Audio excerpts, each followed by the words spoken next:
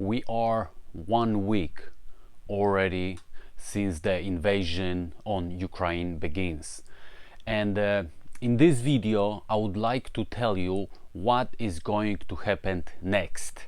It is very easy to predict, and I'll tell you based on what I'm seeing the future and how this conflict is going to evolve. So yesterday we saw Russia dropping a cluster bomb in Kharkiv on a residential area. There was just only one in this war. Then a couple days earlier we saw a missile hitting apartment building in Kiev. Then today we saw more and more attacks on civilian buildings. This is Russians and particularly Putin testing the West, because you have to understand that this war is none like others. It is all being recorded and it's all being seen how it is. All the previous conflicts were kind of more contained, and there was less information coming into the general public. So what Putin is doing right now, he's testing how the Western world is going to react when he applies exactly the same tactics like in 1999-2000 during the second Chechen wars. Exactly the same tactics, but the difference is that he's a little bit concerned what the West is going to do when he starts leveling the residential areas of major Ukrainian cities. So this is the concern, and that's why we see so far sporadic attacks on civilian population. There is more and more of them, and since there is no huge uproar on the West, the European Union is doing more sanctions and they cannot do anything else. NATO is standing firmly, not crossing the border, because if they cross the border, no, they cannot do this. And Putin knows this very well, but he wants to see. He wants to see how especially NATO is going to react.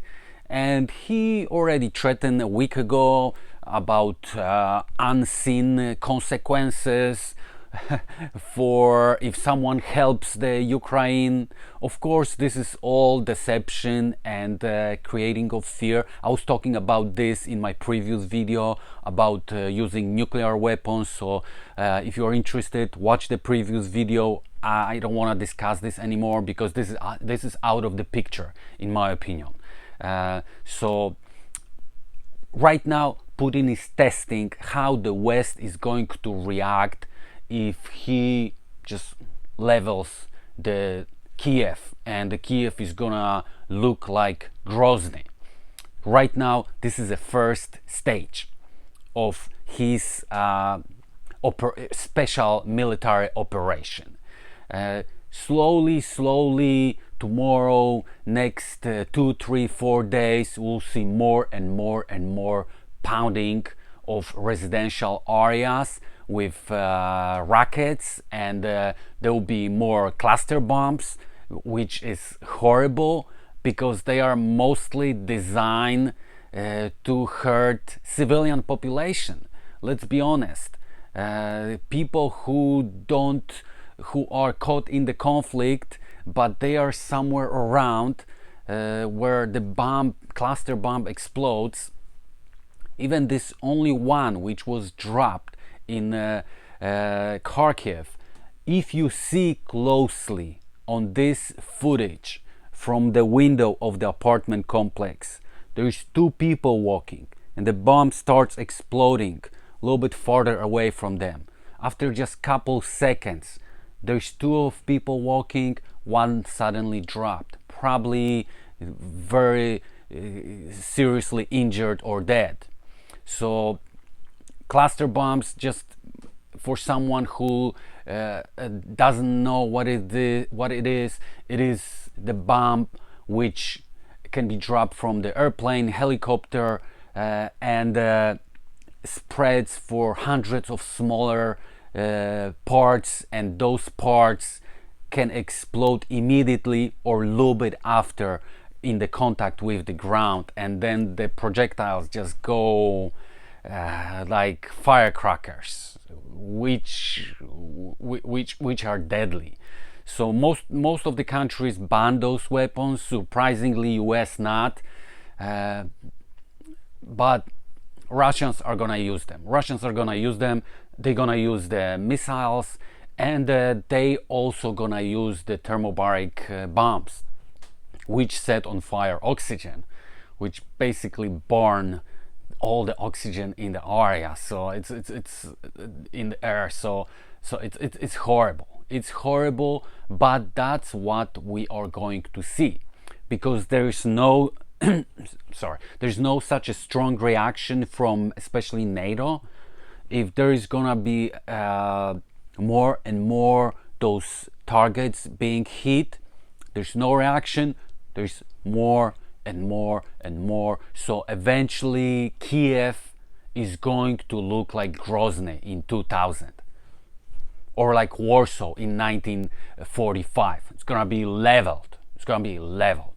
And then Putin is going to declare victory. In his mind, that is going to be a victory, because let's for a second go inside of his mind. He doesn't think like most normal people. He's trying to achieve certain goal, and in order to achieve this goal, he's perfectly fine with killing innocent children, civilians, women, elderly. Doesn't matter for him, because he has done this for all his career, starting with Chechen War. That was his first conflict, which he kind of helped to contain. So the same tactics are gonna apply here in Ukraine. He just underestimated the power of the Ukrainian nation. But the full force is coming. We didn't see the full force yet. More military, more air force is gonna play the role, more heavy artillery. So this is going to be next couple days. We will see those kind of actions. There will be more death in civilian population, and it's heartbreaking. Honestly, very heartbreaking for me, because soldiers, I understand, they are ready to die. But civilian people, not all of the people have money to go and leave the Ukraine, and these people are stuck. They are stuck, and they are going to be dying. And in my opinion, NATO, I'm not talking about stepping big time. I'm talking about undercover operations. I'm talking about the undercover raids. NATO has F-22 Raptors, which are undetected for the radars. In the middle of the night, they can fly within couple minutes, drop couple small charges, so then later they look like the Ukrainian army did this, just on the front of the convoy, which is approaching the Kiev, to just stall entire movement. So they have problem, they have to go around, ground is getting softer. I'm talking about something like this. I'm not talking about NATO going head to head with Russians, because the major, of course, purpose of NATO was a defense organization. But right now, and not right now, always, Russians were not playing fair. So I think NATO can also do some not fair plays in order to save civilian population in Ukraine, or F-35s, send them smoothly, and just small rocket on the front of the convoy, and this will stall all the convoy. As you can see, the Ukrainian roads are not in the best shape, and Russians are using the main roads, and if there is a problem on the front, there is what they're gonna do. They're gonna turn back the trucks and go back around. They'll be in big trouble, and there is going to be much more time for Ukrainians to get more arms, to prepare themselves better, because time is on their side. So I'm talking about small operations, undercover operations done by NATO. That's what I'm hoping for. If this is going to materialize, we don't know. Honestly, we don't know honestly until this all war is over. But I hope that they are helping Ukrainians. And it's again, it's very sad for me, because if there is no major help by Air Force, the Ukrainians are doomed. With all their courage and with all their will to fight for freedom, eventually it becomes the number. It's becoming the game of the numbers. They have 100,000. Russians put 200,000, and then doesn't matter that 15% of the Russians defect soldiers, another 15% of the equipment is faulty. There is still 70% left, which is gonna carry the orders. Unfortunately, it's very surprised to me that Russians are conducting this entire operation exactly the same like they did in World War II. I expected them to have surveillance, to do reconnaissance before they send the convoy. Nothing like this is being done. They're just sending these convoys, and they don't do any additional work to do the support, like the military strategy is supposed to be done. It looks like for them everything is upside down. They're sending these convoys and they're getting ambushed by 2 or 3 guys, and they losing all this equipment. On the other side, so far what I can see, that tanks are just the big coffins, and they are completely useless in this war, because column of the tanks can be taken down by couple guys with the rocket launchers. So definitively this will deeply slow them down, the way how they conduct this entire operation. And as you can see, this big convoy next to the Kiev, which everybody is talking about, it turned out to be like a big parking lot. There is 4 lanes in some places of the trucks, tanks and armor vehicles just parked up, and no one knows what they're waiting for. Either they run out of the gasoline, or they got lost, or I don't know. Or I heard some informations that the Russian soldiers got just 3 days food for 3 days on this entire operation. Maybe they're hungry and they don't want to fight anymore.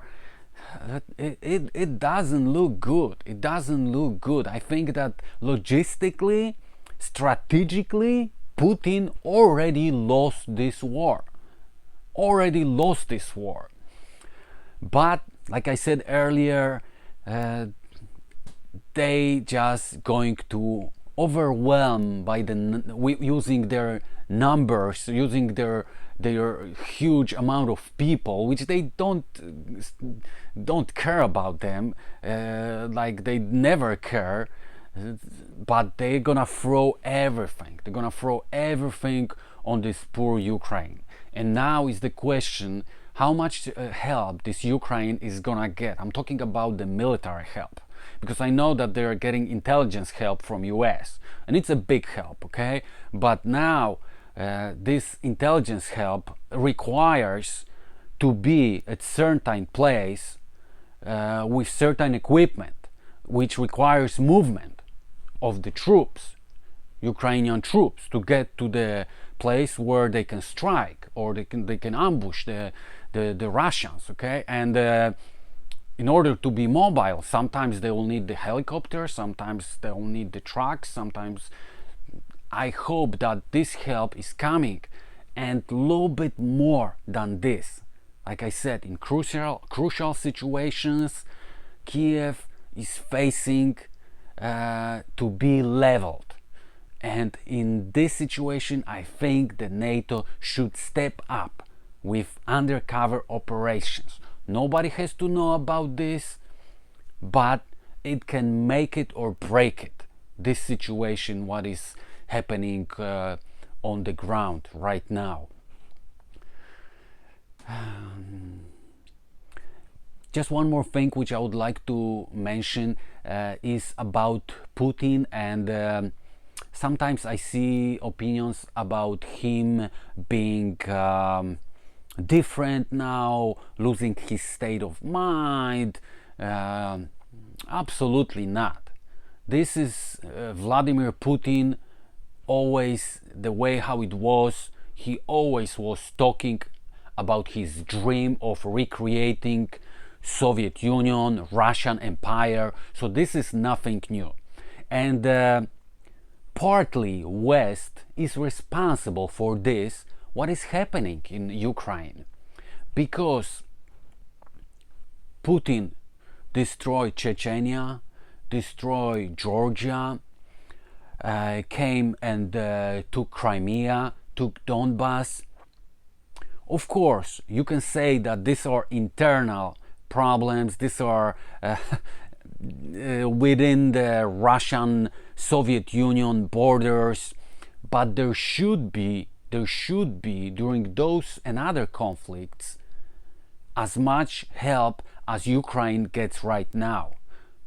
Then maybe Chechens would be able to create their own place, although they were not the best in creating their own place, because when they actually got independence in 1996 after the first war with Russia, but they kind of created a criminal state.